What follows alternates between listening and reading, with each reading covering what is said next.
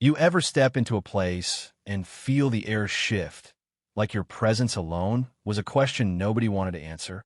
That's how it started for Marcellus Hayes. Though he'd say he saw it coming from the second he handed over that stack of documents clean, legal, important, and got back nothing but a squint, a scoff, and the slow arrival of a security guard with his hand a little too close to his belt. Not for what Marcellus carried, but for who he was. Or maybe, more honestly, what he looked like. You know what I mean? It's one of those things nobody says it, but everyone in the room feels it, like a cold draft you can't quite find the source of.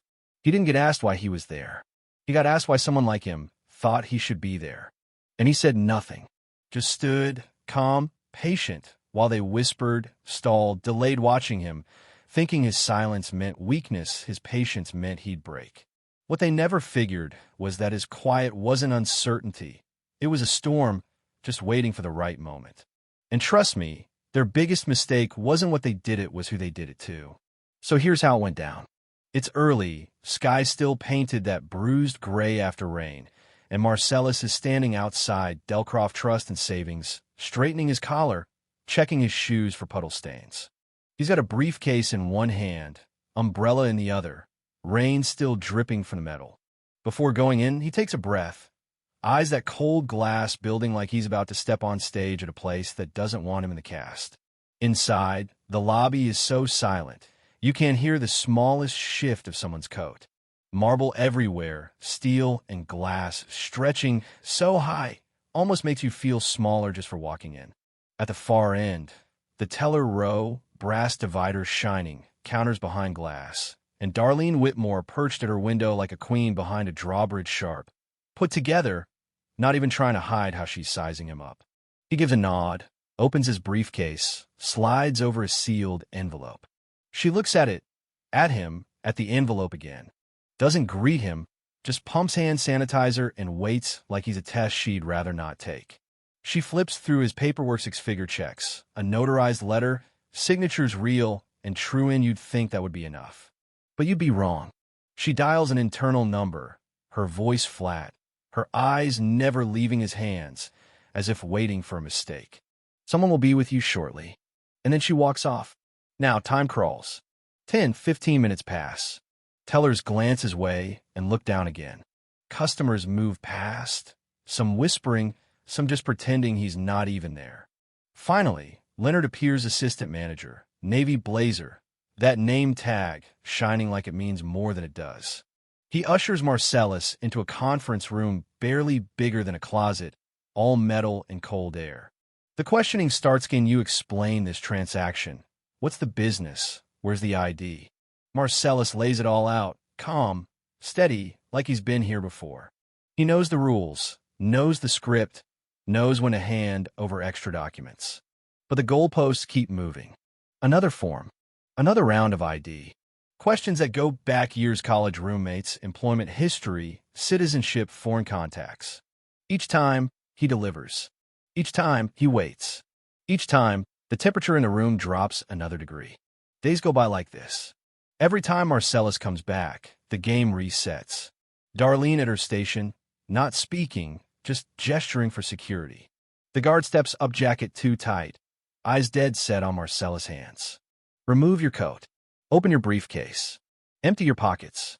Each request more personal, more pointless. At one point, they ask him to remove a hat he isn't even wearing.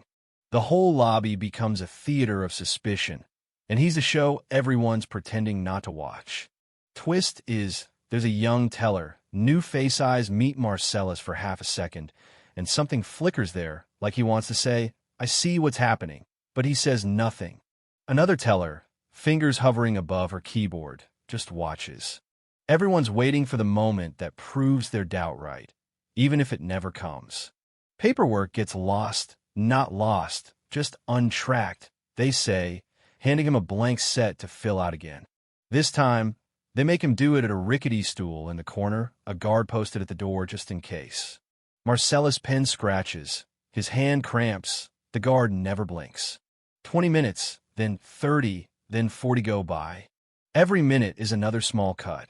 He finishes, hands it in, gets no receipt, no assurance, just a cold, it'll be logged. You want another twist? After all the forms, the compliance, the grilling, there's a new policy. Suddenly, no more walk-ins for transactions like his. If he wants to move funds, he's told he has to use a hotline that doesn't even connect. When he calls them out on it, they threaten to throw him out for causing a disruption. The guards close in, eyes sharp but hands off still. The message is clear: get out. Marcellus leaves, but not before demanding, one last time, to speak to someone with real authority. He asks for Meline Cordell, the branch director, a name that lands in the room like a hammer. For the first time, the script changes. Cordell steps out, stone-faced, and walks him to her office. She's ready to be defensive, but Marcellus doesn't give her the out. He lays it out: every delay, every mistake, every day of humiliation. He tells her, flat out, that her team knew who he was, that she knew who he was, and that letting it all unfold was a choice. Cordell is shaken just a flicker, but enough.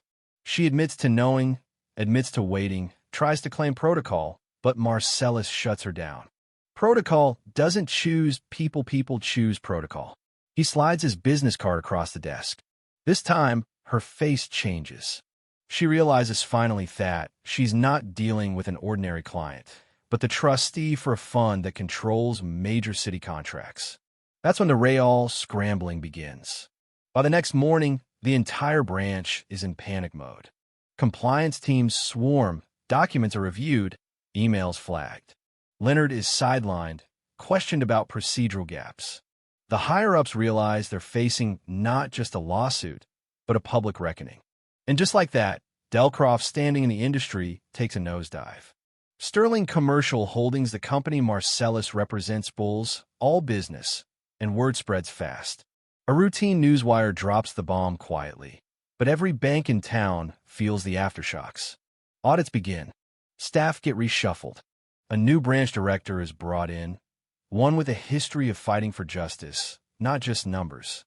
Darlene isn't fired on the spot, sent to civil rights training, where she finally admits that she's been following patterns, not thinking for herself.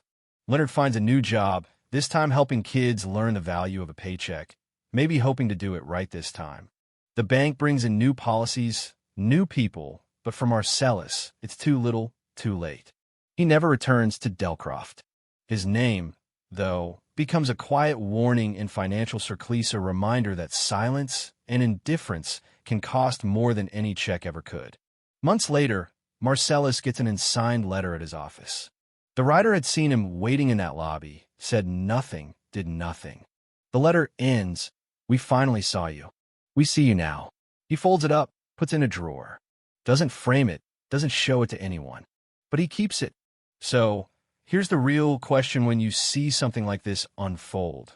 When you realize the difference between following the rules and doing the right thing, where do you stand?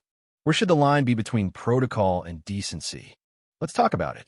Drop a commento. You think justice was served, or was this just another case of too little, too late? What would you have done in Marcellus' shoes? And if this story hit you as hard as it hit me, don't forget to like and subscribe. I want to know what you think. Let's keep this conversation going.